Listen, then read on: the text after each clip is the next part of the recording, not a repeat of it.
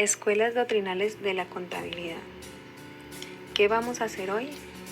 Aprender sobre los inicios de las escuelas doctrinales y su desarrollo a través de los años. El desarrollo de la contabilidad, como lo conocemos actualmente, ha sido gracias al proceso evolutivo de las diferentes escuelas doctrinales a través de la historia, de los aportes que nos dejaron y sus diferentes conceptos desde su nacimiento.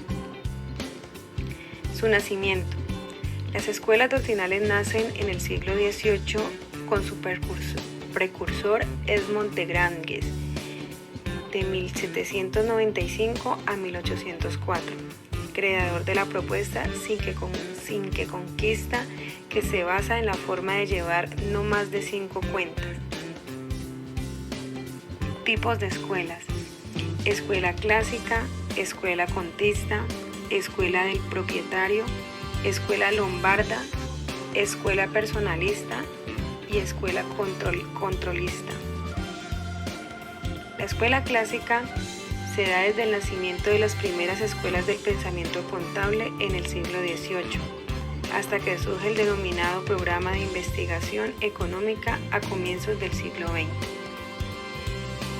La escuela contista tiene su inicio con el francés de Granges, creador del sistema del diario mayor y de la propuesta sin que conquista, esto es, del sistema de llevar los registros utilizando no más de 5 cuentas. Impersonales. Si bien se considera su precursor del aporte, para Montesinos el contismo constituye la primera escuela contable de la historia, si bien sus principios se expresan en consonancia con una concepción de la contabilidad limitada al estudio y explicación del funcionamiento de las cuentas. La primera escuela de interés en la historia del pensamiento contable, tras Pacioli, es la llamada contista, la que suele considerarse como precursor al francés René de Laporte, autor en 1685 del Traité de la Science des Négociants et Teneurs des Livres. Posteriormente, esta línea de pensamiento alcanza su punto álgido en la Tenue des Livres Renduet Facile, publicada en 1795 por de Granges. Características: la primera escuela del pensamiento contable. 2. Es la que más ha influido en la doctrina española. 3. Esta escuela lo que intenta es explicar y justificar las reglas que rigen los movimientos de las cuentas. 4. Esta escuela proponía el principio de la personalidad moral de la empresa distinta a la del propietario. 5. Crea el procedimiento diario mayor. 6. Al reducir a 5 el número de las cuentas generales, ha podido resumir fácilmente en un solo registro el diario y el mayor. 7. El funcionamiento de la partida doble lo explica partiendo del principio básico de la cuenta que recibe debe adeudarse y la cuenta que entrega debe acreditarse. En Gran Bretaña a finales del siglo XVIII, la empresa ha de ser considerada como un ente con personalidad distinta de la del propietario. La empresa tiene un patrimonio integrado por 2 grupos de elementos: bienes, derechos y acciones, y créditos y obligaciones. Bienes, derechos y acciones de toda clase que son propiedad de la empresa. Este primer grupo se designa con el nombre de activo.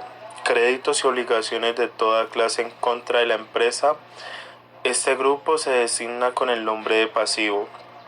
El patrimonio de la empresa está formado por un activo a su favor y un pasivo en su contra. Los diversos elementos que integran el activo y el pasivo son clasificados según la naturaleza, en grupos llamado cuenta.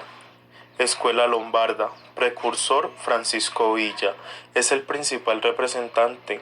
A él se le debe una construcción teórica de la contabilidad que toma como punto de partida la consideración de que su objetivo es el control de la empresa mostrando el resultado de todas sus operaciones. Surge en el siglo XIX, en pleno florecimiento del pensamiento contable en Italia, cuyo propósito es el de elaborar teorías científicas contables relacionadas entre la contabilidad y la administración empresarial.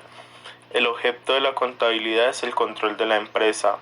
La contabilidad combina nociones económicas administrativas aplicadas al arte de llevar las cuentas, separación entre tenedura de libros y vinculación de nociones económico-administrativo para llevar las cuentas.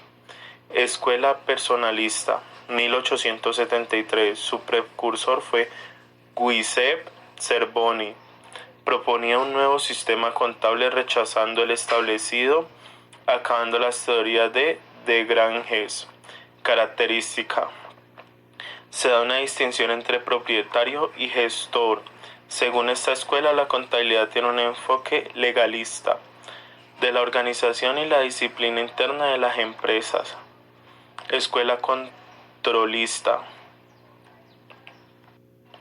1891. Surge con la obra de Fabio Vesta, expone la teoría del cargo y abono y pone en énfasis el carácter económico de la disciplina contable. Característica: Beta distingue tres fases en la administración, que son gestión, dirección y control.